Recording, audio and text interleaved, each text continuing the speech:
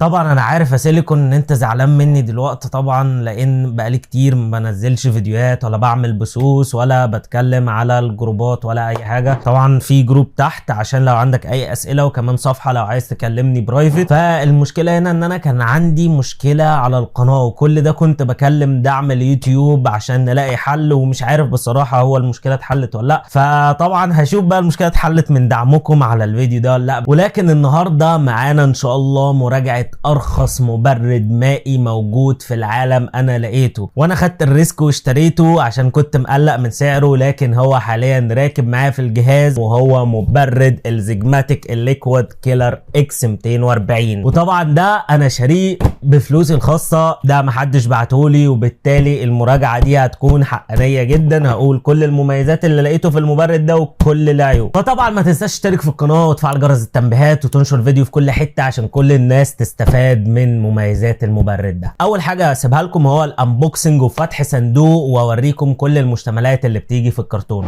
وهنيجي الانبوكسنج المبرد الزجماتيك الليكويد الكيلر اكس 240. ودي الكرتونه زي ما انتم شايفينها عادي، بتيجي عليها غلاف بلاستيكي من بره، ودي كده من كل الجهات مكتوب هنا ليكويد كيلر اكس 240. حرفيا هتلاقي اسم الكولر من كل حته تقريبا، وهتلاقي هنا في ظهر الكرتونه كل معلومات المبرد. هتلاقي اسمه طبعا، وهتلاقي ان المراوح والبامب ARGB، وهتلاقي طول الخراطيم 380 ملم اللي هي 38 سم. هتلاقي هنا ان المبرد بيعمل سينك مع كل انواع الاضاءات: ازروك، جيجابايت، ايسوس، MSI، وريزر كمان. ولو جبنا جنب الكرتونه برضو الاسم، وهتلاقي برضو ان هو بيدعم الRGB.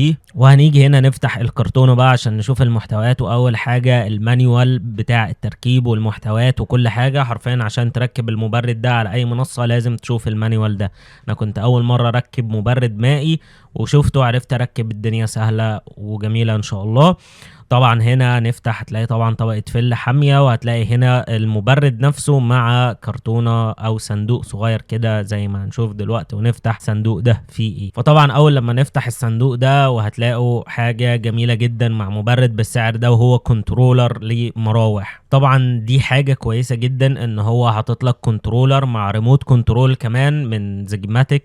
فدي بصراحة حاجة جميلة جدا، ممكن توصل عليها مراوح كمان تانية غير مراوح زجماتيك اللي هي جايه مع المبرد. وطبعا بعد ما خلصنا الكنترولر هتلاقوا بقى كل المستلزمات اللي هتفيدك عشان تركب المبرد ده في السوكت بتاعك، سواء كان AMD او انتل. غير كده ان انت هتلاقي حاطين لك سيرمال بيست اللي هو المعجون الحراري لو انت عايز، عشان لو مش معاك معجون حراري. وطبعا ده ممكن يكفي ل3 مرات تقريبا، او ممكن 4 مرات كمان. ودي ميزه جميله جدا ان هم مش حاطين لك المعجون الحراري على النحاسه على طول كده. اولا هي هتكفي مره، ثانيا ممكن مع الوقت اصلا يكون كولر متخزن فترة فهينشف، فدي احسن حاجة. وفي اللحظة دي هنفتح الكرتونة تاني ونطلع باقي المحتويات اللي هي المبرد نفسه وكمان المراوح. طبعا هنا حاجة لاحظتها بصراحة، وهو جودة ومتانة المبرد. طبعا المراجعة دي انا اعملها بعد استخدام المبرد ده لاكتر من شهر حرفيا. المراوح جميلة بصراحة، جميلة ومحترمة وهادية. البامب هي اللي صوتها ممكن ما تكونش احسن حاجة، ممكن يكون صوتها مرتفع شوية. لكن بالنسبة لخراطيم التبريد والبامب وجسم الرادياتير فعلا خامات المبرد ده كويسة جدا. ده غير كده ان خراطيم التبريد مرنة كمان، يعني انت ممكن تظبطها سواء هتحط المبرد بالطول بالعرض في الوش، سواء شكل كيستك عامل ازاي.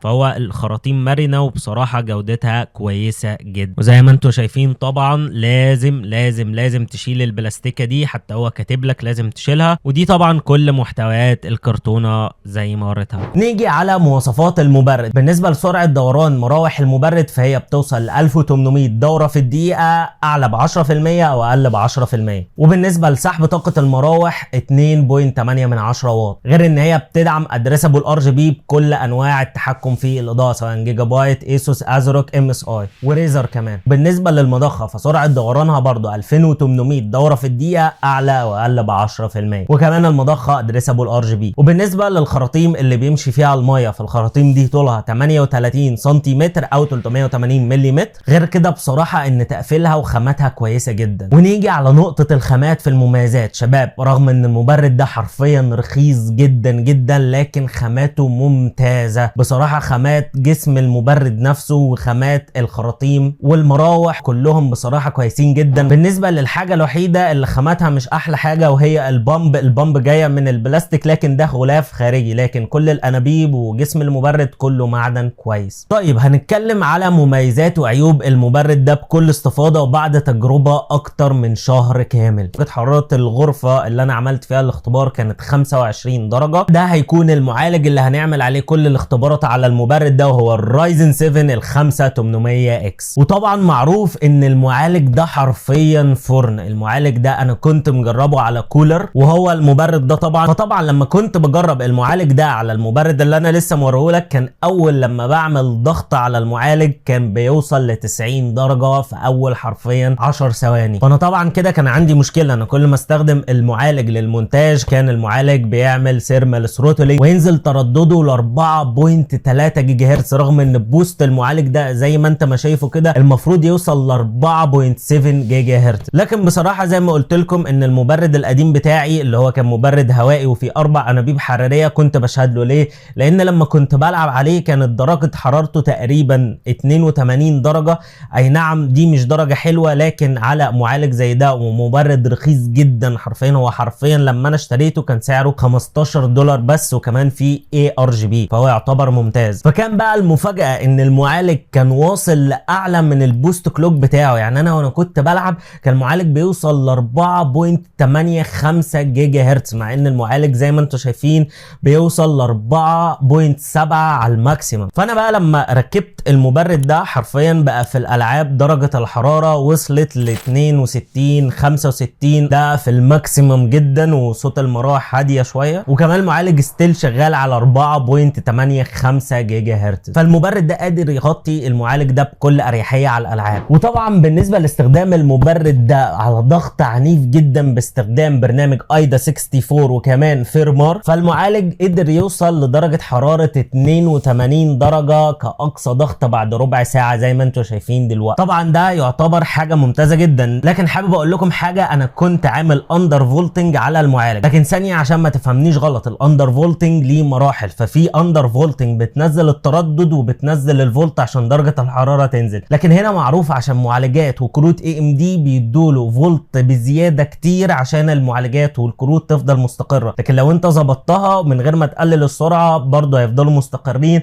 درجة الحرارة هتقل جدا وكمان نفس الاداء حرفيا. فزي ما انا مصور لكم دلوقتي انا شغال في اللعبة عادي وعامل اندر فولتنج عادي جدا، وكمان درجة حرارة المعالج طبيعية، وكمان المعالج واصل لاعلى من البوست كلوك هو 4.85. فطبعا زي ما قلت لكم اداء الضغط العنيف على برنامج زي فيرمارك او ايدا 64 بالنسبة ان درجة الحرارة 82 وفضلت صامدة ما اتحركتش لا فوق ولا تحت، فدي حاجة ممتازة. ليه؟ لان انا بقى لما بستخدم المعالج ده كانتاج محتوى اقصى درجة حرارة تقريبا بتلاقيها من 70 ل 75 درجة، وده كده حرفيا معالج مستريح واصل للبوست بكل اريحية. وبالنسبة لاداء المعالج على الستوك من غير اي تعديل سواء في الفولت او في اي حاجة، فبعد تقريبا حوالي 16 دقيقة كان المعالج تقريبا درجة حرارته 90 درجة. لكن طبعا هي ما زادتش من اول ما استخدمت الجهاز على طول، هي تقريبا في الدقيقة ال 14 بدأت تدخل على 90، غير كده كانت كلها في الثمانينات. وده يعتبر رقم مقبول طبعا على الضغط عنيف عمرك ما هتعمله ولا على اي برنامج. انما الضغط على ايدا 64 ده بيكون ضغط مش منطقي اصلا، قوي جدا جدا جدا على المعالج.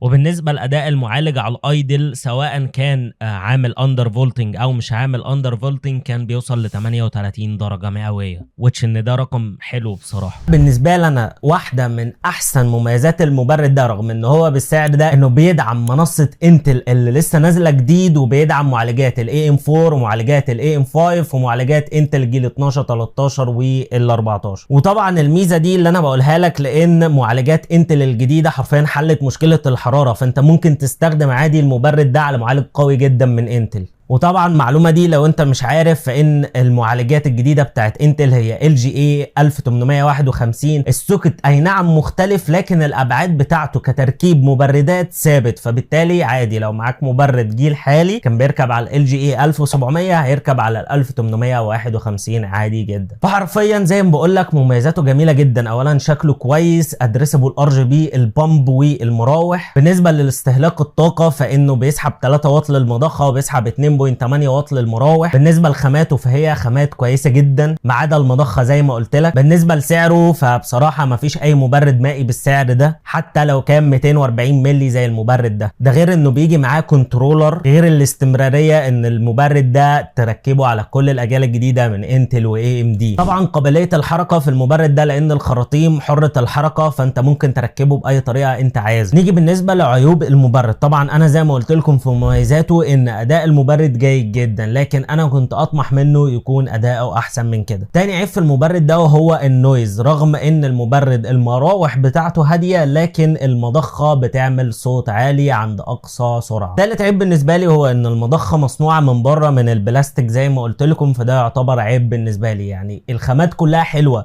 جت على كفر المضخه يعني حاجه غريبه جدا. كده خلصنا معانا مراجعه ارخص مبرد مائي موجود في السوق المصري، وهو الزجماتيك ليكويد كيلر اكس 240 ملم. اتمنى تكون المراجعه عجبتكم، وما تنساش تنزل تكتب لي كومنت تقول لي ايه رايك في المبرد ده، وطبعا تدخل الجروب بتاعنا عشان لو حابب تعرض اي حاجه تسال في اي حاجه، وكمان تعمل لايك على صفحتنا على الفيسبوك عشان لو عايز برضو تكلمني برايفت هرد عليك ان شاء الله على طول. طبعا تشترك في القناه وتفعل جرس التنبيهات وتحط لي كومنت حلو زيك يا جميل. كان معاكم محمد سيليكون، مع السلامه.